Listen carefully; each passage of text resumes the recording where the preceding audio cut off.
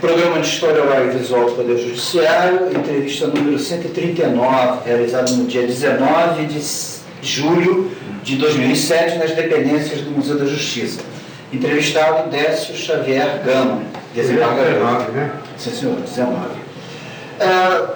A gente vai começar primeiramente com algumas perguntas de caráter mais pessoal, né? Nós gostaríamos de saber data e local de seu nascimento. 6 de fevereiro de 1925. Por qual faculdade de Direito você se Faculdade Nacional de Direito da Universidade do Brasil. Era o nome pomposo que tinha até então. Era da Federal, Faculdade Nacional de Direito da Universidade do Brasil. Depois, por em razão da saída da capital para cá, e o Estado ter encampado a UERJ, que era o catete, que se dizia, a Universidade catete, passou a ser estadual, a UERJ. A Nacional de Direito, ela passou a ser Universidade Federal, Universidade Federal do Rio de Janeiro, mas não é estadual, é mantido pelo governo federal ainda. E eu lá estive, era mais complicado, vestibular difícil, um vestibular que para mim é uma outra história, porque naquele tempo havíamos tantas vagas para ingressar no primeiro ano. E a Nacional nunca conseguia completar a aprovação do número de vagas. Por exemplo, Niterói, Catete e outros aprovavam mais do que o número, então tinha que fazer um concurso classificatório. Os primeiros 400 ingressavam, os primeiros 100 ingressavam. Nós éramos 150 vagas. Eu passei com uma turma de 68. Aí a faculdade ficou atrapalhada naquele ano. Vamos fazer um segundo concurso. O concurso foi no dia 20 de janeiro. Então, quando foi 20 de fevereiro, ele já tinha aberto um edital, convocado e posto na rua outro concurso. Para completar, porque senão o que acontecia? Professores contratados, professores ganhando dinheiro, a faculdade com estrutura para dar para 150, que só tem 68, ficava um vazio, né? Passaram 45. Porque os professores eram todos catedráticos do Pedro II, professores era o Santiago Dantas, que está fazendo, eram todos esses professores de português, de latim, de chamum, que é professor de todas as matérias, geografia. Então nós fazíamos vestibular, 42, nossa turma, o tudo ficou 110 mais ou menos. Mas com uma outra transferência do interior, que era no caco, batia o pé, não deixava vir gente do interior, que eu recusa isso, fazia em Vitória, fazia numa cidade qualquer, depois transferia para cá, porque lá era de graça. Eu não paguei só paguei os R$80 para fazer R$80 mil para fazer o vestibular. Não paguei nem um tostão. Ainda tinha um almoço de graça lá, jantar e almoço, por R$2.000. Durante 5 anos nós fizemos a refeição e, bom, com isso fiz um teste. Nesse período em que o senhor foi estudante, o senhor tinha uma lembrança de... Eu tinha lembrança da vida do Caco. Eu não era militante da política estudantil, mas participava, estava acompanhando lá, eu fazia cursos de previdência, cursos trabalhistas aqui para me asseorear aqui no Ministério do Trabalho, curso preparatório, e, sobretudo, eu tinha uma tendência para estudar inglês e francês. Fiz 5 anos da Aliança Francesa e 5 anos estudei inglês. E tive diplomas, comissão honrosa e tal. E isso me valeu o banco de mandar para o exterior. Eu fiz um curso depois de 2 meses na Alemanha, em alemão, estudei 1 ano de alemão aí. Então, meu curso de Direito, eu não tinha muita esperança de fazer carreira de Direito. Mas devo dizer o seguinte, que no 2º, 3º ano eu fui estudar processo civil. Eu aí despertei que processo civil que é essa matéria. O advogado não precisa disso. Porque o processo civil segura na mão do advogado e vai com ele pelo foro andando e ensinando o que ele tem que fazer. Antes, direito constitucional, é espécie de geografia e tal, você, direito constitucional, e você vai dar economia política e direito internacional privado, direito internacional público, essas matérias não dizem respeito à atuação do advogado como nós, rapazes, adolescentes, víamos advogado júri, não tinha nada a ver com com isso tudo aí. Quando eu vi o processo civil, chegava assim, a petição inicial conterá nome do juiz, qualificação das partes e tal, o pedido, fundamento do pedido, o pedido em seguida, valor da causa, assinatura e data do advogado. Então, por aí eu digo, aqui eu sei, se tiver uma causa, eu tenho que seguir por aqui, o código ensina. A sentença conterá. Na sentença eu queria criticar a sentença, que não contivesse aqueles elementos ali. Então, eu me entusiasmei com o processo civil e fui professor depois, uns anos de professor de processo civil, da Estácio, 8 anos, e porque foi a matéria que eu caí por ela. E que via que ali estava a atuação do advogado. O advogado que estudasse bem processo civil, ele não tinha dificuldade de atender o cliente e formular um pedido em juízo e ir até o tribunal com a causa. Igual que eu, no primeiro ano que eu terminei com 5 anos no Rio, eu já estava no primeiro ano de Direito, 5 anos no Rio, já estava aprovado, já tinha colado o grau, foi uma colação de grau também histórica, porque nosso professor era um comunista militante, economia política, e ele teve que mandar uma pessoa para ler o discurso dele, porque ele estava perseguido, além disso já estava afônico, cansado, não podia mais enfrentar. Isso em que ano? 1953. Foi da turma anterior à do José Carlos Barbosa Moreira, anterior à do Tiago. Então eu convivi com o Tiago, Barbosa Moreira e outros colegas, me chamaram a juiz. Juiz da minha turma fomos 3. 2 já morreram. Eu ainda sou o único da minha turma, estou aqui. Mas turmas posteriores tiveram 6, 8, 10 juízes. Cada turma da faculdade, toda turma já tem. Só para registro. Então, quais eram os outros colegas que o senhor já falecido? Um foi um que morreu há muito tempo, Aldário, não sei o seu nome completo, mas eu posso dar a você, não me lembro. Mas o outro foi um que chegou a desembargador, se chama Martinho Campos. Martinho Campos era sobrinho de Chico Campos, Chico Ciência, que foi ministro da Justiça do Estado Novo, e ele foi um outro colega de Campos. Nos reunimos a última vez com 50 anos de formados, sempre nossa turma foi uma turma boa, certo?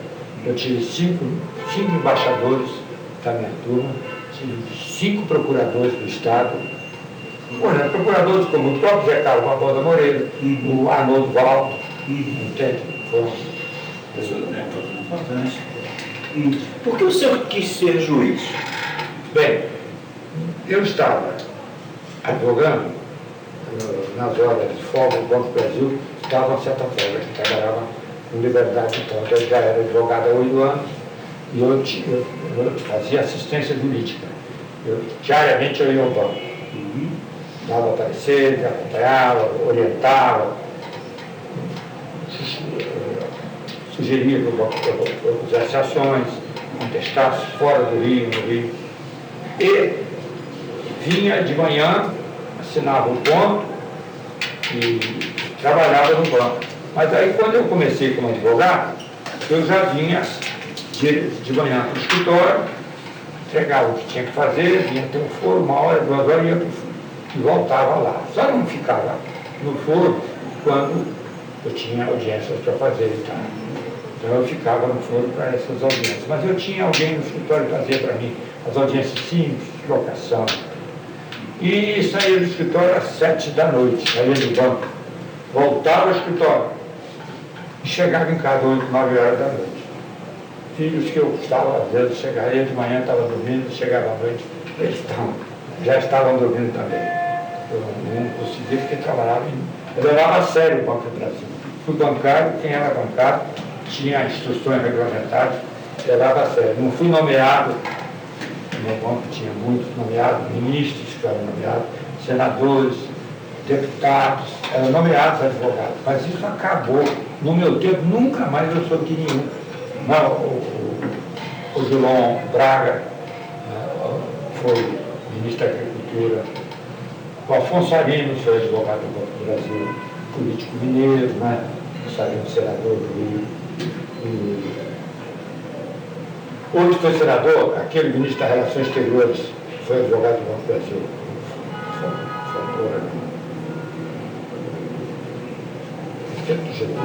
Getúlio Mello, todos.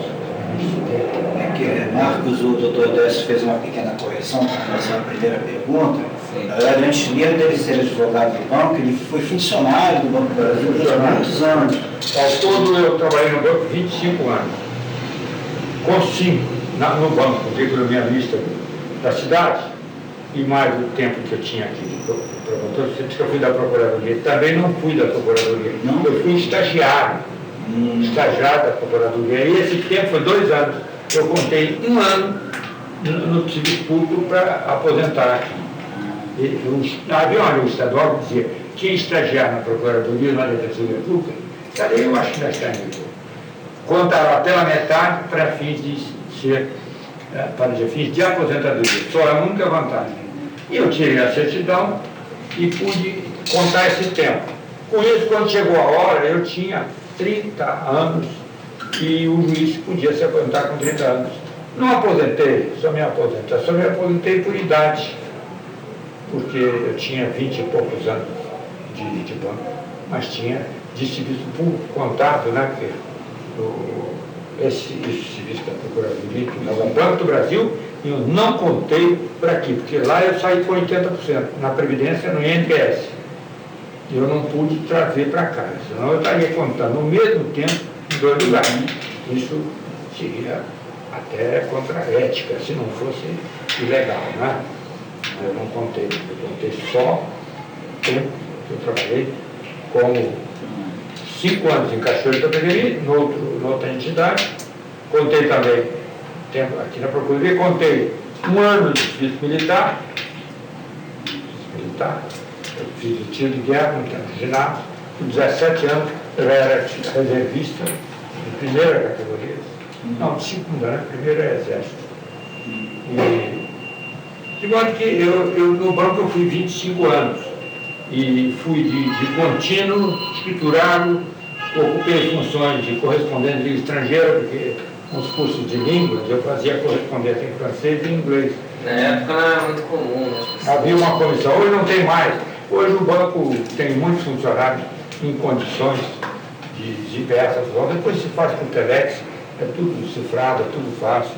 Hoje se faz por e-mail, né? Hoje é tudo fácil. Mas naquele tempo, para arranjar alguém que fizesse troca de correspondência, isso no câmbio.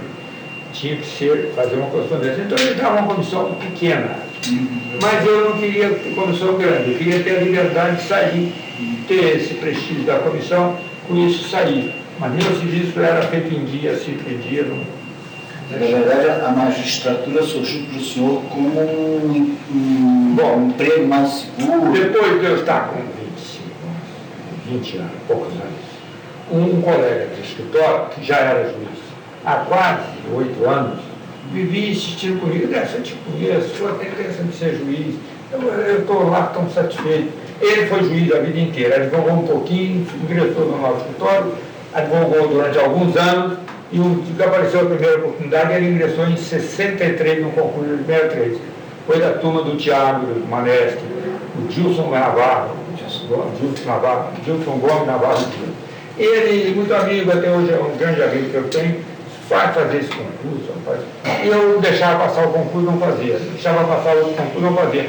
Até um dia, nesse que eu já não podia fazer mais, porque a idade tinha 47 anos, o limite era 48, ele me perguntou um dia na ação, como é que é? Você se inscreveu no concurso? Na esperança de que eu Dilson, eu me inscrevi. Ah, que beleza, não, mas está tudo incompleto, não tem protocolo, testar ideologia, aquele tempo da ditadura tinha e tudo, eu vou completar, não, completa assim, vai embora e tal. E ele foi um grande incentivador, eu fui mais levado por ele e fiz o concurso. Fiquei satisfeito, porque eu trabalhava muito, não comia direito, comia sanduíche na rua, para poder dar tempo do banco e advocacia. E hoje depois eu passei a almoçar em casa, não é? Fazia meus trabalhos, sentença em casa,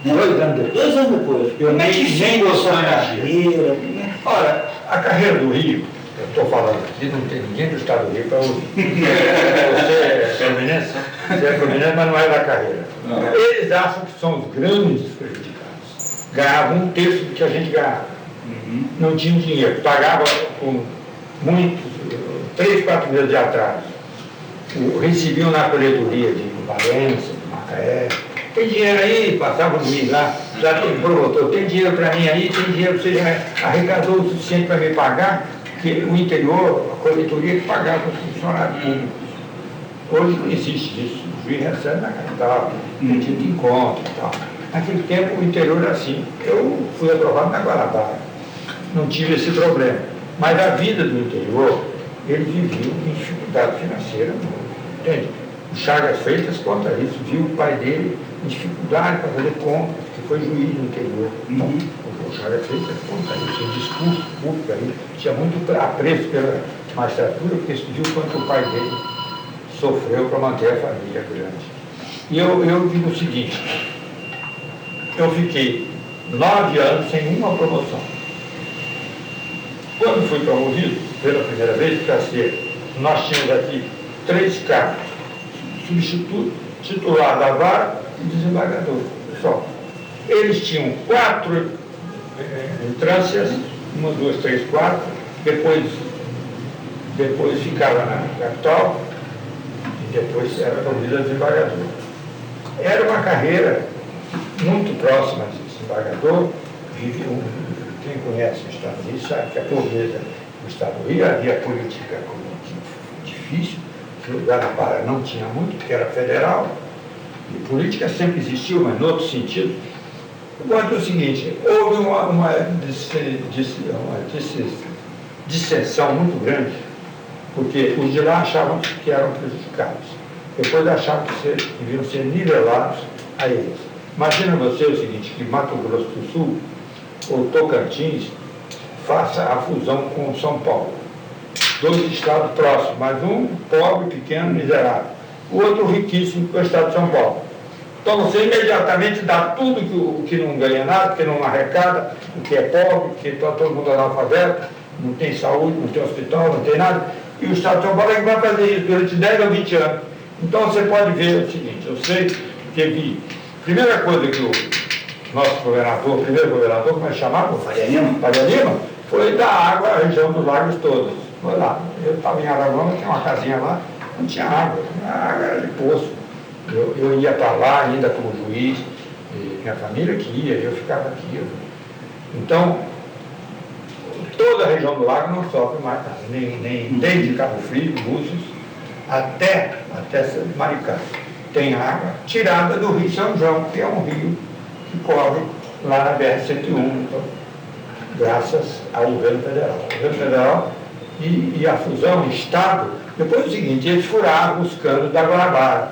Um dia o juiz me disse assim, não podia funcionar, a Guanabara não podia continuar como Estado, porque não tinha nem manancial de água para poder servir a população.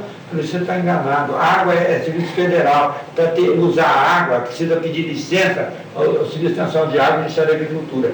A água não é do Estado, é licença federal. Por isso, a luz, para poder ter luz, eu preciso montar uma hidrelétrica e ter licença federal. Então ele achava que a água nascia lá, não podia fornecer água, o Estado tinha que depender, o favor do Estado do Rio para usar a água de lá.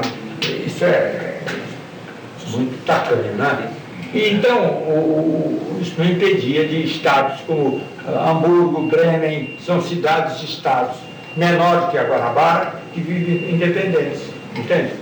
Vai desembocar nessa cidade um grande rio como Hamburgo, como o Rio Elba, como o Rio Reno, que corre toda a Europa, e vai desembocar lá onde tem uma cidade-estado. E o Rio era uma cidade-estado, né? Igual que você pergunta sobre a fusão. Eu acho que a fusão foi uma grande coisa para o Estado do Rio. Você diga, mas você era contra? Naquela ocasião, eu como funcionário do Estado, magistrado aqui do Rio, eu acho que era uma discriminação que se fazia, mesmo porque não se consultou nem o Estado nem outro. E isso foi imposto pela forma ditatorial que vivia o governo na ocasião. Mas, agora que se passou, passou o passado. Agora, não há que se... Hoje foi bom para o Brasil. A fusão hoje é uma coisa que se deu bem, porque levantou o Estado do Rio. O Estado do Rio, nesse meio tempo, descobriu que tem petróleo, aí ficou satisfeito, achando que com isso teria mais condições de sobrevivência do que a Guanabara, o que não é verdade, porque Minas não tem petróleo e está muito melhor do que nós aqui. Na época o senhor estava lotado na Quinta Vara Civil? Eu estava na Quinta Civil, onde eu fui auxiliar do Show, que é dono da Estácio, né? Fiquei um ano lá trabalhando bastante na Vara Civil. De lá passei para outras varas, depois voltei para lá um certo tempo. Depois fiquei na 11ª Vara Civil. Depois um dia o Manes, que era da terceira fazenda, perguntou se eu queria ficar substituindo ele. Ele era funcionário da presidência, ele era líder da presidência que fazia distribuição. E me mandou, olha, eu fiquei na Vara da Fazenda. Isso foi uma grande coisa para mim, me abriu um leque, porque dali eu fiquei, ele falou, olha aqui, e criminal, eu não passei por vara criminal, eu falei, então você não quer auxiliar na auditoria, você vai para a auditoria militar. Eu fiquei na auditoria, primeiro na auditoria, aí que ele depois me fez substituir na Vara da Fazenda. A auditoria militar fiquei 2 anos substituindo, acumulando com a Vara da Fazenda. Então era a área criminal onde eu estive mais. Mas eu tive 2 meses aqui, 1 mês ali, 5 dias substituindo colegas, Vara criminal. Pouco, mas sempre em Vara Civil. Na Quinta, na 21, na 11, vara que eu peguei com 7 meses de atraso, deixei com 2 meses e meio, e Podemônia da vara, e sempre, por 9 anos, e ao final fui promovido para o Alçada. Uma situação curiosa, porque eu fui diretor, primeiro diretor do foro no Rio, não existia diretoria do foro aqui. O diretor do foro é um síndico, né, do prédio. E ele mandou me chamar o Paulo Dourado. Eu não conhecia o Paulo Dourado, nunca tinha visto. Olha, o doutor Passo me disse que o senhor pode ser o bom diretor do foro aqui. Fui nomeado diretor do foro e fiquei, olha, mas o senhor não me deixa a garagem eu não quero, porque a garagem é um assunto meio difícil para poder convencer os colegas, havia certa briga, eu não queria vaga especial, né? Eu não quis, eu achei que eu não ia administrar pendência entre juízes. Mas o foro, eu andava pelos corredores, que era assim, a gente chegava 4 horas da tarde, botava aquele cicão de lixo, os advogados passando por cima daquilo, porque queriam se apressar, os serventes, para poder 6 horas, 7 horas ir embora. Não, senhor, tira tudo isso daí, aquilo. O foro está funcionando, vai fechar 5h30. Então eu tive umas certas dificuldades, né, para quebrar sistemas antigos, religiosos, são vícios. E diretor do foro, eu só saí porque eu fui para o Alçada. Na Alçada. Eu também fui nomeado, circunstancialmente, para o Tribunal Regional do Trabalho, do Eleitoral, sem nunca ter sido juiz de zona eleitoral. Porque tinha que pedir, tinha que empenhar-se. E eu nunca fiz isso, não sabia. Um dia, o Passos, que era o presidente do tribunal, disse, você não é juiz eleitoral? Eu não sei, ninguém nunca falou. Ele era o presidente do tribunal. Eu não sou, não. Não, você já podia ser, pelo seu tempo, você devia ter. Aí um dia eu tirei férias, estava em casa, no primeiro, segundo dia, pretendia fazer uma viagem e tal. E telefone o cunhado dele, que era assistente dele, disse, não, Décio, parabéns, o senhor foi nomeado para o Tribunal Regional do Trabalho, do Regional Eleitoral. Eu falei, como? Eu estou aqui em casa, tirando a férias depois do almoço, e você me diz isso? Eu nem vou ir aí hoje, que eu estou em férias. Não, mas você foi nomeado, porque o órgão especial nomeou você. Mas eu não requeri, não tem que requerer isso, não sei não. Fizeram um negócio lá, eu não requeri nada. E eu cheguei, vim ao tribunal e ele me disseram, não, o doutor Paco travou uma briga com o presidente aqui, que era o Stil, que queria botar o Show, aquele juiz que se aposentou, era amigo do antigo Estado do Rio, mas eu fui nomeado. Eu fiquei uns 4, 5 meses. Aí em seguida veio a minha promoção para o Tribunal de Alçada, eu não podia acumular, a função era de juiz, não era de juiz de segunda instância. Eu tinha que ser de primeira instância. Não podia nem ser do tribunal, nem devia ser diretor do foro. Eu deixei de ser por isso. Entendi. Antes, eu queria explorar um detalhe que o senhor mencionou ainda da questão da auditoria, né? Na auditoria, o senhor teve que conviver com códigos próprios do meio militar. Como foi essa experiência para o senhor? Olha, foi uma experiência porque eu tinha noções de direito penal.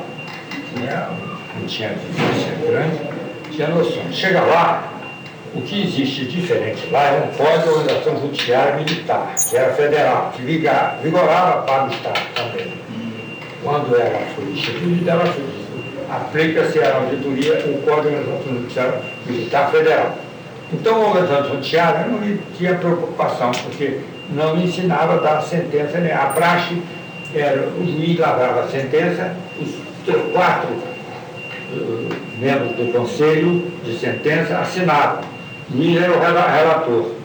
1, 2, 3, 4 militares, compunha sempre. Quem presidia era o oficial mais antigo, eu ficava ao lado dele. Eu que conduzia perguntas, indagações, instrução, sumário das testemunhas do interrogatório, eu conduzia isso e no fim entrava para o gabinete e eu ditava a sentença. Olha, eu vou decidir a questão dessa maneira. Todos concordavam comigo, assim, 70%, 80%, ou divergiam de mim, e nesse caso, dialogar com os pares do conselho, eu tinha adquirido facilmente a experiência, dado o tempo que eu tinha como juiz civil, e dado que o Código de Organização Judiciária Militar me dava elementos para saber como agir. Não tinha dificuldade, não. A postura de juiz é uma só: imparcialidade, equidistância, procurar tirar a verdade dos depoimentos, seja do acusado, seja das testemunhas. E os militares, quando compõem o conselho, têm uma função muito discreta e aparentemente neutros. Em primeiro lugar, porque eles não conhecem direito, não é? Se eu começo no linguajar direito, para eles é novidade. Em segundo lugar, eles são muito respeitosos da disciplina militar. Subordinados que são ao presidente do conselho, que está ao meu lado, que também não fala muito, que também não conhece direito. Quando conhece a teoria, fez o curso de direito, mas não sabe a atuação na atividade judicial como é. Eu convidava os membros do conselho para ir para o gabinete, onde eles tinham um assento e tal, e dizia: olha, nós ouvimos os debates no julgamento. O promotor não tem nenhuma razão, não é? Tudo diferente do que ele contou aí. Ou então dizia: o advogado exagerou na defesa, ele não deixou, falou com a verdade, disse isso e aquilo. Eu não voto conforme esse ou aquele. Então, dizia a minha opinião e fundamentava: olha, a lei diz isso. E eles, como eles trabalham muito com a matéria de fato, ouviram as testemunhas. Aí também tem uma opinião pessoal, qualquer um leigo pode ouvir. Testemunha não ouviu o réu e tudo, não vi, mas é uma opinião. E sem conhecer a lei, não é? Você sabe que matar alguém é crime. Se tem prova de que ele matou, então sabe que há uma condenação. De modo que havia, da parte dele, um certo respeito para o presidente da comissão, que era do conselho, senão hoje chama-se comissão, todos os conselhos, né? A nova organização, seja por vaga, está aí. Mas eles tinham um certo respeito pelos conhecimentos jurídicos do juiz. E o juiz mantinha uma linha de ter feito um entendimento com eles. Eu não tive dificuldade. Eu tive a ocasião em que eu votei divergente, votei de uma maneira e disse: doutor, nós estamos, eu divido, o outro eu divido. Eu condeno o réu. E eu digo: eu absolvo. Então, lavrei a sentença dizendo que ele devia ser condenado pelo voto dos conselhos, do membro da junta, fulano, contra o voto vencido do juiz de direito titular dessa vara, abaixo, aí eu dizia: voto vencido. E lavrava uma folha e meia, 2 folhas, e tive caso do tribunal dar provimento ao com base no meu voto vencido. E aconteceu até o seguinte, o defensor público, que no último julgamento atuou nesse processo, foi ser juiz do interior. Quando o processo desceu, eu falei, que satisfação, porque hoje eu vejo que o defensor, que acabou vitorioso nessa causa, que o meu voto em si levou ele a absolver o réu, ele hoje está lá. Então eu fiz um bilhete, tirei cópias de tudo, mandei para ele, olha, você já revelava se um homem imparcial, como juiz, que embora defensor do réu, aqui atuou e tal, e o meu voto apenas ressaltou o acerto da sua... Ele vibrou com isso, né? Vibrou. Mas sabe qual que é? O capitão deu um soco na cara do soldado, faltou com respeito ao inferior, é um crime, desrespeito ao superior e desrespeito ao inferior. Lá no Palácio Guanabara, eles eram os militares da segurança do Palácio Guanabara. E eles discutiram e ele deu um empurrão nele, se desrespeitou, e isso fez com que ele também reagisse de forma, vamos dizer, violenta contra o capitão. Isto, desde que o inferior reagiu contra o capitão, deu-lhe um tapa também, isso constituiu da parte dele um crime, ele devia ser condenado, incondenável. Mas eu disse, ele foi extremamente ofendido pela agressão do superior contra ele. Não merecia isso, porque ele estava agindo de forma adequada. E achei que o erro foi do superior oficial. Eles todos, tenentes, capitães, todos ficaram solidários com o colega lá. Há uma solidariedade muito grande. Foi um caso que eu assim, registro na auditoria, em que depois hoje, esse defensor que foi juiz do interior e tal, é o desembargador Eduardo, como é que ele se chama? Ele foi presidente da associação, foi presidente da Associação Brasileira dos Magistrados, como é que ele chama? Antes do Dr. Cláudio, né? Sim. Antes do Dr. Cláudio ser presidente. Antes do Cláudio, não. Antes do Cláudio foi o rapaz do Estado do Rio, depois foi o Tiago, foi o Luiz Fernando Carvalho, Ribeiro Carvalho. Esse Luiz Fernando chegou a ser presidente da associação, hoje é desembargador, tem um certo conceito. E ele ficou grato, porque eu lhe dei só a notícia do que aconteceu depois daquele julgamento. Foi o último julgamento como defensor público. Ele tinha feito concurso e foi tomar posse no interior. Mas da auditoria, essa dificuldade que você imagina. Eu na Barra da Fazenda, jeito tributário. E lá a gente sai do civil e vai para o criminal, não encontra. Você tem no primeiro dia trabalhar com matéria diferente, mas o criminal ele é muito simples. Para quem sai do civil para o criminal, é muito mais simples do que quem sai do criminal. Você pode ver, o Multa Ribeiro nunca foi para o criminal. Multa Ribeiro. O Ventura, que é o diretor da escola, nunca saiu de área criminal. Porque é um pavor que tem do civil. O civil, num processo, você tem exceções de competência, tem preliminares mais diversas, tem questões complexas de direito para resolver, tem que consultar uma jurisprudência enorme, que diverge muito, e tudo. Já o criminal não, você tem 2 ou 3 processos. Um dia eu cheguei na vara, tinha processo assim para dar sentença. Eu cheguei e separei logo 60 processos, todos sumariados, só faltava a sentença. Porque o sumário, você toma depoimento de todo mundo e leva para cá e dá sentença, não tem audiência.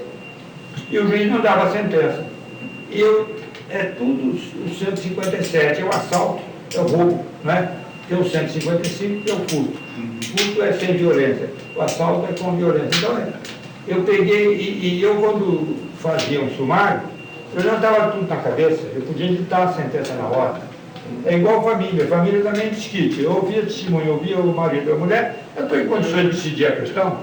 É sempre uma só, não tem outra questão. O mais é negócio de regulamentação de visita, com quem fica melhor o filho, o mais é dar alimentos, tem que dar alimentos mesmo, se ganha. Não tem, possível não. Se você tem 10 ou 20 ações frequentes, cíveis, e questões de preliminares, para você resolver até o processo subir. Eu não encontrei dificuldade de enfrentar, de mudar de uma vara para outra, ou acumular a auditoria. A auditoria tinha uma particularidade, a carreira lá era assim, defensor, promotor, juiz. Depois se aposenta, porque não ia ao tribunal. Sabia? Não. Lá não tinha, lá eles não eram da carreira nossa. Eles eram uma carreira à parte. Alguns estão aposentados como magistrados, mas magistrados, juízes de fim de carreira na auditoria. Lá, por exemplo, também na Auditoria Militar Federal, eles vão, defensor, promotor, e vão a juiz. E de juiz, e parece que agora não, a carreira de defensor, promotor é separada. Mas não vão ao tribunal. Para ir ao tribunal, precisa do presidente receber uma lista tríplice e escolher um e nomear. E entra também o quinto lá no tribunal. O Tribunal Superior, Tribunal Militar, né? Federal, STM. Não tive dificuldade, não. Bem, o senhor mencionou aí sobre a fusão, que a fusão foi imposta, né? A fusão foi um decreto-lei baixado pelo presidente da Nós República. vivemos, na época, num regime de Decreto-lei exceção. 20, Eu queria saber a opinião do senhor. Ela foi imposta aos dois estados. Como foi a experiência de ser magistrado num período de exceção? Foi uma experiência de viver, conviver com os juízes do antigo Estado, que vieram para aqui, muito amolados, porque eles queriam ganhar imediatamente 3 vezes mais para se nivelarem aos juízes do Guanabara. O salário aqui era rigorosamente em dia, pago no último dia útil do mês. Lá no interior não era assim, e se achavam prejudicados. E puseram a eles também uma diferenciação de posição, que não pode, porque o juiz tem que ser igual, o Estado era igual, até que o Supremo declarou que todos eram iguais, tinham que ganhar iguais, e eles passaram a ganhar a mesma coisa. Alguns moveram ação, ganharam os atrasados todos, receberam os atrasados. Quem arcou com essas diferenças todas e nivelou o salário deles foi a Guanabara. Foi a arrecadação 3 vezes superior à de lá, que a arrecadação da Guanabara é que permitiu pagar esses atrasados. Olha, eu tive um colega que foi aprovado no concurso depois da fusão. É o Nascimento, hoje é desembargador. Ele tinha sido promotor lá no Estado do Rio. E recebia contrato, 3 meses, recebia na coletoria e tal. Ganhava, por exemplo, R$ 1.500. Aí fez concurso para aqui. 5 anos lá no Estado do Rio. Contou o tempo de lá, veio para aqui, tomou posse. Primeiro contra-cheque dele, ele ganhava, por exemplo, 1.500. Passou a ganhar 3.500. Você vê, 125% a mais, apesar de ele estar aqui no primeiro dia de atividade. E lá ele está com 5 anos já de atividade. E com todas as inconveniências de ficar no interior, dificuldade morando em hotéis horríveis, né? E recebendo com atraso, enfim. O senhor mencionou ter sido juiz do Alçada. O senhor pensa da unificação dos Alçadas? Olha, parece que hoje, naquele primeiro momento, eu tive dúvidas da vantagem, mas hoje eu vejo que foi uma boa medida, do ponto de vista da carreira. Do ponto de vista do jurisdicionário, temos o seguinte: ações que andavam, o Tribunal de Alçada tinha uma aceleração de julgamentos muito maior que o Tribunal de Justiça. Demorava muito no Tribunal de Justiça. No Tribunal de Justiça estavam mais antigos, muito lentos, muito demorados. E o Tribunal de Alçada eram os juízes mais novos, convocados e ansiosos para chegar na segunda instância e tinham o serviço em dia. Com a fusão, você passou a ver, desde a ação de despejo simples até a mais complexa, todos julgados por desembargadores. Então aquilo era distribuído por todos. Passou a ser um tribunal de 300 e poucos, mas em São Paulo tem 450. Em São Paulo eles levam 2 ou 3 anos para distribuir um processo para a mão do relator. Então São Paulo tem uma situação judicial precaríssima, muito pior que a nossa, e lá eles estão cogitando agora de fazer a fusão. Já houve no Estado do Rio, no Rio Grande do Sul, houve no Paraná e Minas também. Só não houve em São Paulo ainda, mas já estão hoje certos de fazer. Eu acho que a fusão deu certo porque o tribunal, a arrecadação estadual melhorou muito. Nós tivemos aqui a implantação do tal fundo judiciário. O fundo judiciário pode cobrir essa despesa grande do tribunal e pode construir esses prédios que estão aí, ó, com todo o conforto funcionando, né? Hoje o tribunal hoje tem instalações magníficas. Bom, e mantém tudo em dia, não atrasa crescimento, nem o Estado atrasa. O Estado tem um saldo grande. Dizem que agora está em déficit. Está dando déficit de R$1 bilhão, isso não é nada para o Estado. R$1 bilhão não é problema do Estado. Como o senhor pensa que deve ser a relação entre o Poder Judiciário e a opinião pública?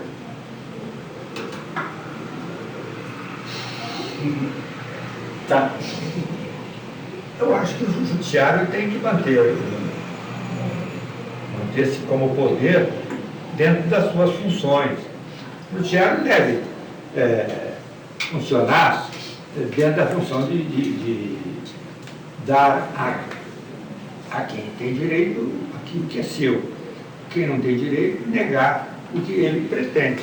Acho que as relações devem ser as mais claras, transparentes, e o juiz deve dar o exemplo de comportamento social, de conduta. O juiz deve manter o seu serviço em dia, sem o que deixa motivos para crítica do público. E a relação do judiciário com o público é a mesma que o executivo deve ter com o público. O executivo não pode mandar calçar uma rua numa região deserta, numa região onde tem uma habitação pequena, quando ele tem ruas maltratadas com uma população intensa. Ele deve saber ordenar os serviços conforme as necessidades da população. O judiciário também deve fazer um esforço para decidir os conflitos, as contendas judiciais, as divergências, de forma mais urgente possível. Porque quem vai à justiça quer uma solução do seu conflito. Hoje nós temos os juizados especiais de pequenas causas. E hoje não mais de pequenas causas, juizados especiais cíveis e criminais. São providências que foram tomadas de excepcional utilidade, porque nós vemos que o público vai a juízo, reclama só porque o seu paletó foi queimado na titularia. Antigamente não se ia isso, não se ia reclamar disso, ou porque você arriscou o seu carro. Né? Outro dia, meu carro automático encostou no carro da frente e ele veio me apontar o centro da frente. Eu falei, senhor, desculpe, eu realmente, o carro caminhou sozinho, porque ele anda muito, menos de 10 km por hora, e ele apontou um risco que tinha no paralelo. Eu falei, quando o senhor manda avaliar quanto isso, eu pago ao senhor. Eu estava a previsão, o senhor paga isso, o senhor vê logo, quer resolver. Não, mas eu não sei quanto o senhor quer. Não, mas o senhor paga, o que o senhor acha que eu devo pagar? Aí ele não quis dizer, eu falei, mas então tem que saber, R$10, R$50, R$100? Ah, não, mas não sei o quê, enfim, ele queria pagar, mas não queria dizer quanto era. Um risco, e eu sei porque eu já mandei consertar o meu carro, sempre com esses mágicos de riscar, a gente gasta 200, R$100, 500 quando aproveita que faz um serviço maior. Eu tenho uma ideia de quanto custa, mas ele era um risco que eu nem tenho certeza se foi o meu carro que bateu. Porque um risco, todo carro sempre tem um risco. Mas eu me dispus a pagar a ele. Mas ele fosse lá, pedisse uma avaliação, me telefonasse, me deu o cartão aí, mas não me telefonou não. Ele não valia a pena. Ele deve ter perguntado. Mas você vê o seguinte, as pessoas reclamam dos seus direitos. Estava no direito dele de reclamar. Fui eu o causador do dano. Eu nunca reclamei. Eu sou daqueles que na rua o guarda do trânsito é mais autoridade do que eu. Se ele me pede a carteira para dar, eu dou a carteira do Félix Pacheco, e muitas vezes fiz isso. Ele chega, mas o senhor excedeu a velocidade. E às vezes me levou uma multa, lá no interior do Maranhão, o carro aqui no interior do Estado Unido. 2 vezes aconteceu isso. Muitos guardas também recuam, às vezes desconfiam. E, mas se eu não tenho uma carteira profissional aí, e eu não carrego a posição profissional. A minha profissional é da profissão que eu exerço. Quando eu dou a carteira vermelha, fala uma assessora, meu colega, que eu também sou do poder militar. Não, o senhor pode agir como o senhor dever. Não vou me revelar contra o comportamento dele. Ele está zelando, trabalhando na função dele. Bom, aproveitando, né? O que o senhor pensa dessa proposta de controle externo do Poder Judiciário? Eu acho que o Judiciário não controla o Poder Executivo. O Poder Executivo não controla o poder Legislativo. Não impõe ao Legislativo fazer essa ou aquela lei. O Poder Legislativo não pode, a não ser por meio de leis, intrometer-se na função executiva. Como é que vai o Executivo controlar na minha vara, onde eu estou, tendo que decidir uma questão, ele controlar a minha sentença, foi correta ou não? Quem vai controlar é o tribunal. Todo procurador do Estado, procurador da Justiça, podem apelar da minha decisão. Vai o tribunal reforma ou não. Controlar externamente, nós temos um controle interno que é feito pelo Tribunal de Contas, lá as contas do Executivo, as contas do Presidente da República, do Presidente do Tribunal. E tem o controle externo, interno também dos tribunais das sentenças. Não vejo como o Poder Executivo controlar a atividade do juiz ou a atividade do Presidente do Tribunal, que paga e recebe. Controlar a atividade do juiz, não. Se eu tivesse atrás de mim um Poder Executivo para exercer pressão em cima de mim, eu estava com a minha independência posta em risco, né? Por mais independente que eu fosse. Eu sou contra, acho que não deve haver essa intromissão. Deve haver punição do membro do Poder Judiciário que não trabalha. Não exerce adequadamente essa função. Adequadamente. Né? Em 93, o senhor é promovido a desembargador. Como é que foi a sua carreira na segunda instância? Minha carreira foi honrosa. Eu fui promovido depois de estar convocado 3 anos. 3 anos, eu era juiz do Alçada, passei a ser convocado, atuando como desembargador, sem ser ainda. E lá, a minha promoção, no dia de outra oportunidade de eu poder ingressar, eu pude ser preferido dentre aqueles do meu concurso que requeriam. Acho que eu digo, fui o primeiro a ser promovido do meu concurso a desembargador. Nesse mesmo dia, por acaso, 2 outros foram também, mas ficaram abaixo de mim na lista. E fui o primeiro a ir para o Tribunal de Alçada também. 2 outros foram, mas ficaram abaixo de mim, porque eu entrei na frente e fiquei na frente. Na hora de ocupar a presidência da Câmara, eu é que ia ocupar. Agora, a atuação no colegiado é diferente do juiz singular. O juiz singular, ele leva o processo para casa e traz a sentença. O colegiado, ele tem que ser relator, fazer um relatório, ler o relatório, dizer ao tribunal que o caso foi esse. Esse é o relatório, senhor presidente. Muito bem, todos de acordo com o relatório, pode o relator declarar o seu voto. Eu voto no sentido dar provimento ao recurso, ou negar provimento ao recurso, manter a sentença ou reformar a sentença. E meus fundamentos são esses. Há um lapso aqui jurídico do juiz por isso, há um lapso também no exame da prova por isso e tal. Eu reformo a sentença. Veio o juiz revisor e decide acompanhando ou não o relator. E vem o vogal e forma 3-0 ou 2-1.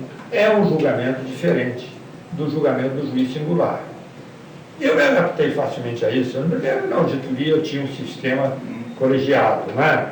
Segundo, eu também lá no eleitoral também eram 7 juízes, tinha lá 2 desembargadores, 2 procuradores, 1 procurador, 2 advogados, e eu juiz, 2 juízes, 1 federal e eu do Estado. Onde que eu tinha essa experiência? E depois você estava todo dia como advogado e como juiz, lendo e vendo as decisões como são proferidas. Desde o primeiro dia eu me saí sem dificuldades de entender. Às vezes os mais antigos querem ponderar alguma coisa, mas você não, isso aqui não é bem assim, olha aí, você vai ver numerosos casos nesse sentido que nós estamos decidindo de forma diferente. Pois bem, então eu vou ficar vencido nesse caso aqui, porque nesse caso eu estou divergindo. Mas depois se acomodam. Os tribunais têm muito isso. Quando as questões convergem, eles não divergem pelo prazer de divergir. Eles querem colocar a questão de forma equilibrada para as partes, dando a quem tem, direito a quem tem. Ele não diverge porque pelo prazer de mostrar que sabe mais que o outro. Não, não é isso não. Enquanto que eu me adaptei perfeitamente ao julgamento dos tribunais. Eu queria só aproveitar que o senhor falou, de novo, o senhor falando da justiça eleitoral. O que o senhor pensa da existência de uma justiça eleitoral? Eu penso o seguinte, eu sei que em muitos países não há justiça eleitoral integrante dos tribunais do país. Por exemplo, em alguns estados é o prefeito que realiza a eleição. É o governador que tem repartições próprias do estado que realiza a eleição.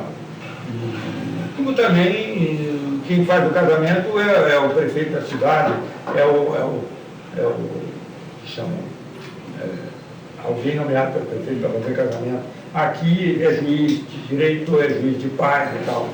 Isso aí é adoção de sistema, não há mais vantagem para um para o outro. Eu não vejo.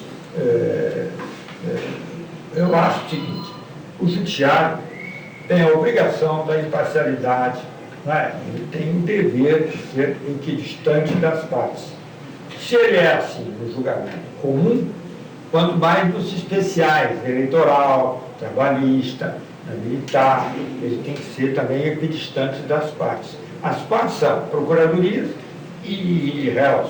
Procuradorias, empregado e empregador, não é? Também na eleitoral, o candidato e a procuradoria que não quer permitir a eleição daquele candidato. Eu não vejo que isso seja um sistema errado no Brasil. Tanto mais que em outros países da América Latina, em outros países também vigora o mesmo sistema do Brasil. O senhor poderia falar um pouquinho da sua experiência como coordenador da revista da EMERGE? Bom, a revista da EMERGE, ela nasceu quando o diretor Carlos Viana de Lima, o primeiro diretor da escola, me convidou para trabalhar na escola. E lá ele me levou, eu quero que o aposentado me dê umas sugestões, que você está vendo esse armário aqui, que eu tenho aqui mais de 100, 200 aulas e conferências gravadas, revistas, e em condições de serem trabalhos bem feitos e publicados para os alunos da escola. Mas estão aqui misturados, nós não temos ordem nenhuma. O computador naquele tempo não estava ainda desenvolvido como hoje. Você apertar um botão e botar em ordem, né? Tudo, o tempo, o nome e tal. Eu fiquei desolado, achei uma perda de tempo que eles tiveram de gravar, desgravar as aulas, gravar em aula, desgravar, passar, revisionar, dar ao professor e depois ter o texto pronto. Eu fui sugerir a ele, no dia seguinte, que se publicasse um resumo dessas aulas para que os alunos tivessem, e publicasse até em xerox, se podia vender folhas dessas aulas, se podia botar no computador e ordenar para que se consultasse aquele tema, quando foi dada a aula. Ele falou, mas quem é que vai fazer isso? Eu falei, olha, a gente pode tentar fazer, só que eu posso tentar e dar uma amostra. E comecei pedindo a funcionária que me desse as melhores aulas, as aulas que estavam em revista, botar em ordem de períodos, né? 3 anos para trás, 4 anos, 5 anos para cá. E eles me deram. Eu passei a fazer e tive, por exemplo, 50 páginas de um caderno, podia ser editado. Lá nós temos um serviço de revisão disso. E pedi alguém que escrevesse um artigo. Foi o Zé Carlos, o Sérgio Cavalieri, e fiz um resumo das aulas. Aulas de 15 páginas eu fazia meia página, ou meia página, uma página. E então eu conseguia colocar assim, 60 ou 70 aulas dentro de um caderno e entregava a gráfica do tribunal. O tribunal, chegamos a editar 3 cadernos com isso. E o diretor ficou entusiasmado, levou para o órgão especial, mostrou, e depois os alunos que passaram a querer comprar, compravam R$5 aqueles cadernos. para eles era bom, porque eles iam ter aulas de professores que há 3 anos tinham dado aquela matéria. E estava gravada a aula dele, revista, o pensamento dele é aquele. Ele lia aquilo, assistia a aula, estava fácil. E podia guardar para estudar, para a prova e tal. E ele estava nesses cadernos, ele ficou entusiasmado, agradeceu e tudo, pelo menos alguém pôde fazer alguma coisa. E ele logo depois se aposentou. Ele não foi reeleito, o Carteira continuou com a ideia de fazer uma revista, que era a ideia dele, revista acadêmica, e essa revista, ele veio um dia me pedir que eu dirigisse a revista.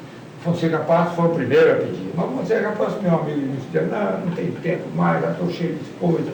Fala com o Décio e tal.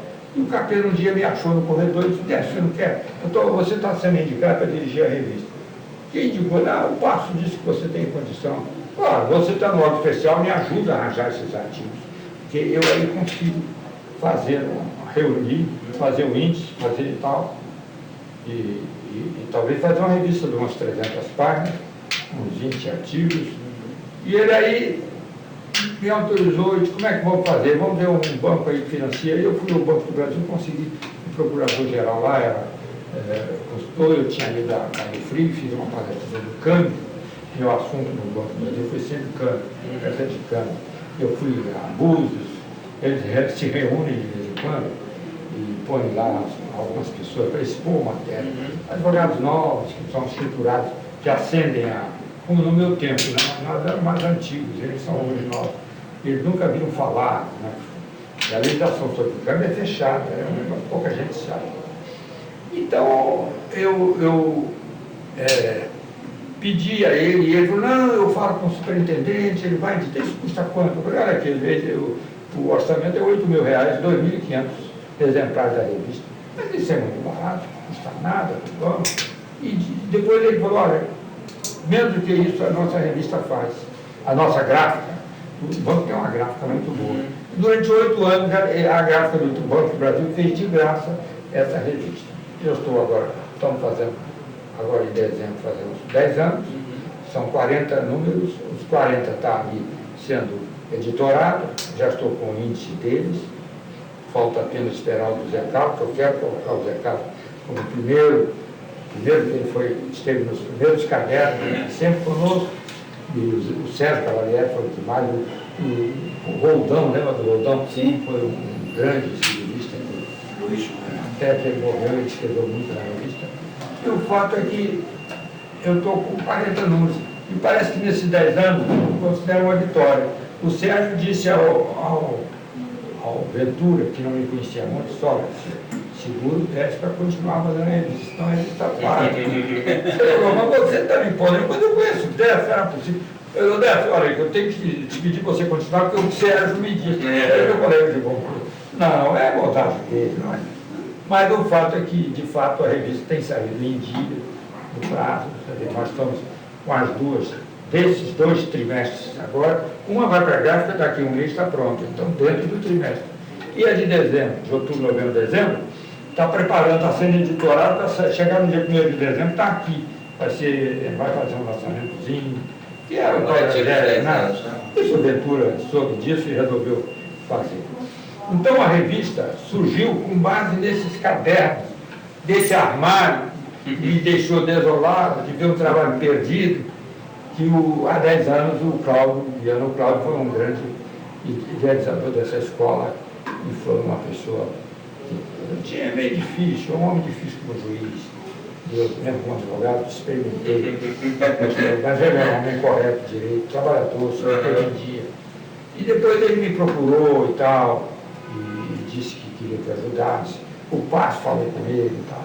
E então nós começamos fizendo um clube lá, sênior, um clube de aposentados. Desse clube nasceu o Conselho do Vitaliciamento, para acompanhar a vida dos juízes novos, fazer com que o Conselho tivesse hoje. Eu sou o coordenador do Conselho, vice-coordenador no lugar do Passo, enquanto ele está doente, né? Sou o substituto sempre.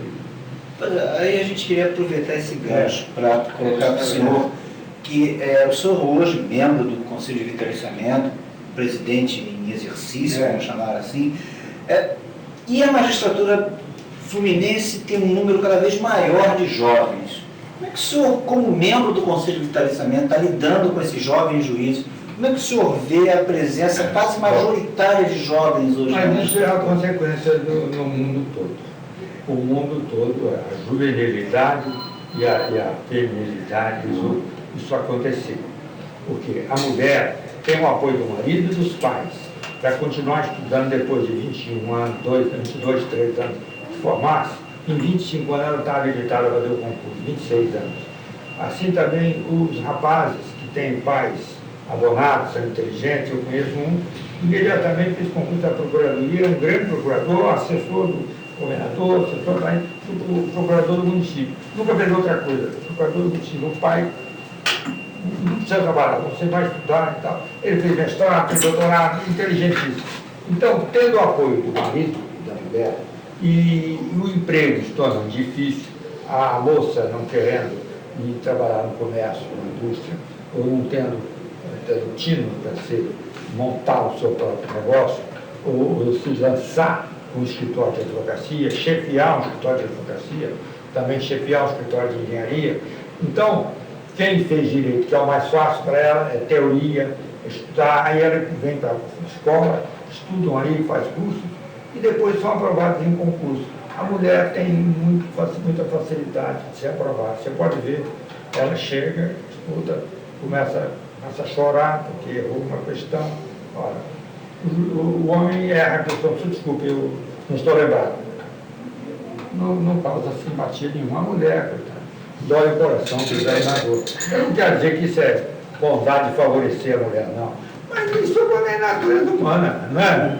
Você fica vendo que ela foi muito bem numa questão, mas foi mal na outra. E elas estudam e são boas juízas, são boas juízas.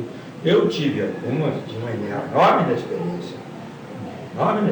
Eu tive experiência de juíza nova, mas a grande maioria são grandes juízes. Essa filha do Cavalieri foi minha aluna. Ela era brilhante, sentava na frente, prova dela, você não punha uma vírgula. Como chama? Fica velho, vai esquecer.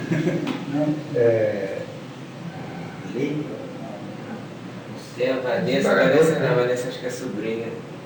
Não, Simone. pode ver o diabo, o nome dela está. Mas ela é brilhante. Então, a segunda filha é brilhante também. A filha do filho dele, ele me contou, essa moça, são mais inteligentes que minhas duas filhas. Não fala aí, não posso falar perto delas. Mas o Sérgio deixa de sentar ao lado e começar a ensinar. Elas são juízes excepcionais. E tem algumas outras excepcionais. Algumas fracas. Mas quantos juízes, homens fracos, existem também? Então, eu não vejo você dizer, eu sou contra as mulheres, juiz e tal, ela sofre influência do marido. Não, nada disso. O marido não tem condição. A mulher, quando dá o exemplo, o marido não tem coragem de opinar. Você é meu amigo, você vai dizer, de jeito nenhum. Eu não acho que isso pode acontecer. Excepcionalmente pode acontecer. Mas também o homem também acontece. Claro. É mau caráter. Mau caráter. Existe mau caráter mulher e homem. Claro. Uma pergunta que não estava prevista, mas me ocorreu agora. Como surgiu o convite para o senhor ser membro do colegiado dirigente do Museu da Justiça? O Passos é uma pessoa, eu era juiz ainda, e ele sempre ele fazia parte da comissão de instalação de varas. Quando houve a fusão das varas, a fusão, o contrário, houve a duplicação das varas, e até a triplicação, varas de ofício, uma passou a ser 3. Varas civis, porque eram 3 cartórios, cada cartório correspondeu a uma vara. Eram 4 varas, passou a ser 12 varas de ofício. Aquilo vivia, você para um inventário nunca demorava mais que 1 ou 2 anos e tal. Também as varas civis duplicavam. Você para duplicar tinha que estar um gabinete para o promotor, para o juiz, para o defensor. E o espaço era só esse aqui, ó. Não se construiu nem aquilo, o outro não estava pronto. E nós já andamos procurando aí um jeito de duplicar. Eu tive juiz que sentava numa mesa assim, cumprido, o outro juiz ali, o defensor ali, e fazia uma audiência, um de manhã, outro de tarde, meio-dia. Era a maior dificuldade. E eu dei uma mão ao Passos nessa fase da duplicação das varas. Comissão 966, um negócio assim, ou 962, não sei. E sempre um Passos, muita atenção comigo, simpatia e tal. me sugeriu para ser diretor do Foro, eu não quis. Na terceira vez que o presidente me convidou, foi que eu concordei com ele, contando que ele me deixasse fora da garagem. E depois quando não tão satisfeito comigo, que daí uns 3 meses, ele começou a reunir a turma do Estado do Rio daqui, fazendo uma comissão para ver como é que fazia a promoção, em 69, e disse assim: você precisa vir aí, nós temos que reunir uma promoção, preencher essas vagas de alçada e tal. Eu falei, mas o povo fala lá comigo, um juiz mais novo do que eu, mais antigo do que eu, do meu concurso, está aqui. Aí o Pedro Américo, que era correndo do outro lado, estava de lá, de fato, você está mais novo, como é que é esse negócio? E o Paulo Dourado compunha aquilo. Então, foi por isso que eu também fui promovido para a alçada, promovido para o Tribunal de Justiça, em circunstâncias excepcionais. E nessa ocasião houve a história da desapropriação dos ônibus, você lembra, né? Sim. O Brizola queria desapropriar os ônibus de qualquer maneira. E o Brizola baixou um decreto de desapropriação, e é privativo dele. E ele caiu na minha vaga. O procurador, que era o Sérgio Fagundes, veio falar comigo: doutor, eu estou preocupado, o senhor vai receber um processo muito complicado, são 170, são 17 empresas de ônibus, 50 linhas de ônibus no Rio. O governador quer desapropriar tudo de uma vez. Ele não tem dinheiro para pagar não, mas ele vai pagar com o tempo e tal. Agora, o senhor vai ser pressionado. Agora, eu queria que o senhor mantivesse discreção disso. Doutor, eu não vou dizer a ninguém. Na hora que a petição chegar na minha mão, eu vou dar despacho. Mas eu queria que o senhor mandasse recolher os ônibus e tal. Mas não, eu estou depositando o valor, que qualquer imóvel que desapropriar, quer desapropriar a sua casa, se ele depositar o valor da casa avaliada, ele te tira da casa no dia seguinte. Isso é da lei, pode fazer isso com a minha casa, com a sua casa. Então, ele, se depositasse o dinheiro do valor dos ônibus, então foi isso em outubro, dezembro. De outubro a dezembro. Ele mandou os balanços das 17 empresas de ônibus, mandou corrigir o preço, naquele tempo tinha corrigido, que não havia plano real. Ele triplicou o valor de balanço em março era, por exemplo, 300 mil, ele pagou 900, depositou em dezembro tudo, você dá mais, perdeu o depósito. Aí no dia seguinte ele falou comigo, está no fim do dia. No dia seguinte ele falou, como é que está? Eu falei, cadê o secretário de Fazenda? Ele vai depositar o dinheiro ou não vai? Ali para as 4 horas, 4h30, chegou o cheque, o depósito do Banespa. 400 e tantos milhões. Depositado o dinheiro, consegui eliminar. Foi aí que eu consegui eliminar, e o Brizola, nessa hora, estava todo mundo dando entrevista lá, dizendo que ele estava desapropriando, que não valia a pena, o Estado é que tinha que dirigir isso, os ônibus eram uma desgraça e tal. E eu fiquei livre da empresa me procurar, e eu saí discretamente 7 horas e fui para casa. Bom, não fui procurado. E depois eu entrei em lista nesse dia. Você viu como são as coisas? O tribunal me pôs em lista. Aí depois ele veio me procurar, mas olha, eu fui procurado, todos os seus colegas estão nas listas de promoções desses 2 dias, o senhor não vem me procurar, o senhor todo dia aqui com todo mundo, aqui na fazenda? Não, eu tenho que respeitar o seu direito. Então, afinal, ele foi falar, ele me telefonou 10 da noite, que falou com o Brizola, que eu estava nessa lista, que eu tinha dado uma liminar, ele elegeu o deputado, né, aquilo, o povo vibrou com a desapropriação. Não deu certo, hein? Não deu certo, não deu certo, porque depois ele mesmo concordou, Moreira mandou avaliar, entregou tudo. Ele não tem gente para dirigir 17 empresas. Iam basear em roubar, comprar quinquilharia lá no Paraguai, ele nomeou um presidente para cada empresa, ele botava o ônibus na estrada, levava a família toda para comprar em Nova Iguaçu. O PT só tinha gente assim. Ele não tem uma equipe capaz de dirigir.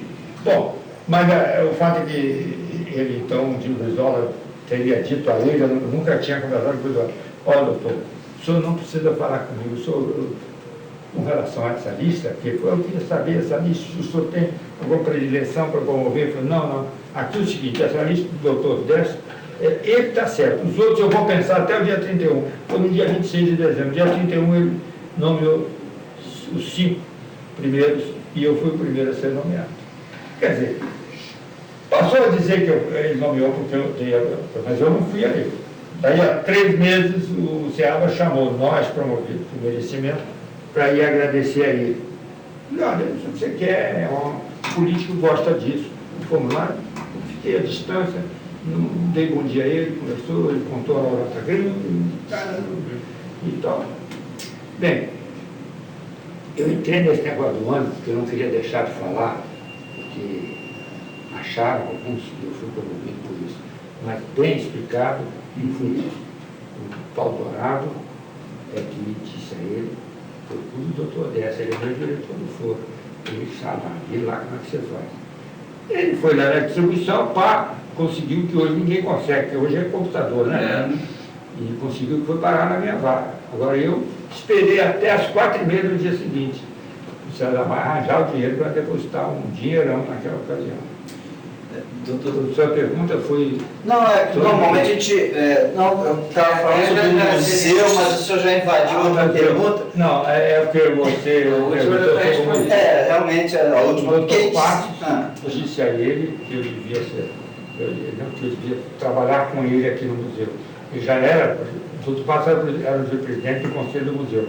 E me trouxe, trabalhando com ele em outro setor, me trouxe para cá para auxiliá-lo. Só isso. E aqui ele botou lá Raquel, eu e ele, somos ele me pôs no eleitoral, pediu lá e aqui. É que a gente sempre encerra a entrevista pedindo ao entrevistado que conte um episódio particularmente marcante da sua carreira. O senhor acabou por narrar esse episódio. Eu não quis deixar de falar, porque ele contou que ele foi promovido no televisor, por isso que eu nunca fui no televisor. Ele dizia que o gabinete dele estava cheio, o procurador do Estado. Mas eu não fui lá pedir a ele. Só ia lá começar o assunto de serviço. Bom, excelência, a gente encerra a nossa entrevista e gostaríamos que, se o senhor quiser acrescentar alguma coisa, fazer alguma observação que não tenha sido levantada, o senhor fique à vontade. Bom, o que eu tenho a dizer, eu achava há algum tempo você vinha pedindo que eu depusesse. Como desembargador, um dos mais novos, eu nunca achei de utilidade para a justiça, para o museu, que minha palavra ficasse no arquivo para a posteridade, para ver se disso tudo aqui surgisse alguma coisa útil para pesquisador e tal. Achei que só homens como Fonseca Passos, esse que morreu agora, o doutor Marcelo Santiago, e, por exemplo, foi governador, interventor aqui, e quantos outros, o Paulo Dourado e tal. É aquele que ocupou o cargo na administração, presidente, vice-presidente, corregedor. Eu não ocupei, a não ser os cargos de auxiliares. Eu fui, por exemplo, 20 anos diretor tesoureiro da multa. Fui vice-presidente da Associação dos Magistrados. Não fui presidente dela porque eu disse que não queria ser. Eu sabia que um outro desembargador excepcional tinha sido um bom presidente, queria repetir a gestão dele. Foi o Renato Manés, que era meu amigo também. Eu falei, Renato, eu não quero ser presidente. O bom candidato é você. Ah, tá bom, se você não quer, eu vou ser candidato. Estava na cara que ele queria ser candidato. Já morreu, me dou bem com a mulher dele, fui amigo dele, conheci antes de ser juiz, ele era advogado ainda. E eu sou muito amigo do Rafael Ciriliano, que é cunhado dele, não é? Ele é casado com a irmã do Rafael. Então, o Renato Manessa. Ocupei essas funções de trabalhar para a classe. Com 20 anos eu nunca tive nenhuma remuneração para ser diretor tesoureiro. Como juiz, como membro do Alçada e como desembargador, eu assinava no gabinete, votando e assinando cheques para reembolso de serviço médico de colegas. Até que chega uma hora que eu disse, é preciso que tem muita gente ansiosa para ocupar esse lugar. e vamos fazer uma renovação. Nós temos 12 milhões em caixa, não temos gastos desse dinheiro porque os antigos eram mais restritivos, não queriam estar reembolsando muitas despesas simples, e então a gente nova entrou na mútua e levou avante um programa bom, programa de outra visão, até uma academia ocupando um espaço vazio no subsolo do tribunal, eles entenderam de implantar, através da mútua e de alguma contribuição do tribunal. Mas, já como desembargador, eu deixei de ser membro da mútua, membro de associação, e achei que o trabalho voluntário que desempenho aqui e na revista e lá no Conselho de Licenciamento, é uma forma que eu tenho de sair de casa, tenho uma idade ainda que me permite desenvolver, ainda pratico ginástica, vou à academia 3 vezes por semana, tenho dado essa saúde ainda que graças a Deus eu tenho, de modo que a magistratura foi para mim uma surpresa agradável, não muito surpresa porque eu vivia no tempo da advocacia, muito de perto com a magistratura, mas foi uma atividade que me agradou muito e tudo que eu fiz foi com a confiança de que estava fazendo certo e tenho certeza que contribuí de uma certa forma no limite da minha capacidade de desempenhar a função à altura do interesse das partes, do interesse dos autores e réus que estavam dentro do processo.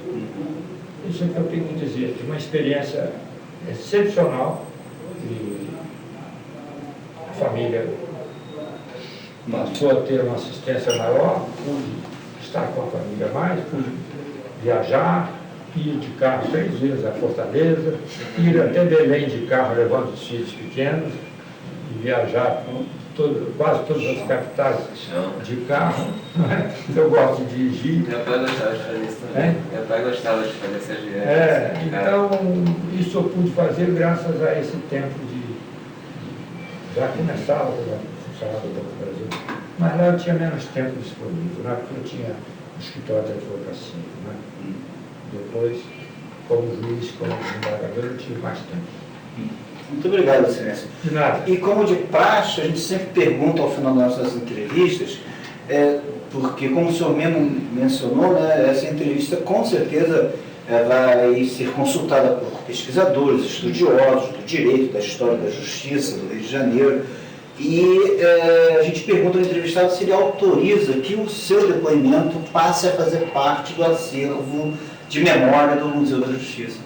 Embora eu acredite que o que eu relatei são fatos isolados de um mero juiz, de tantos outros ilustres que tem por aqui, e que eu admiro pela sua sabedoria, pelos seus conhecimentos, eu tenho que trabalhar muito, desde cedo, com meus pais, e depois para sustentar a família minha, meus 9 irmãos, mãe, isso não me permitiu desenvolver a cultura maior.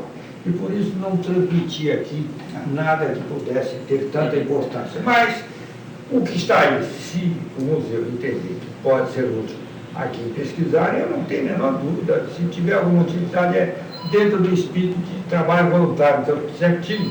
Eu não tenho a menor dúvida em permitir que vocês possam fazer o uso que bem entender desse meu depoimento, né? Com certeza. Muito obrigado. De nada.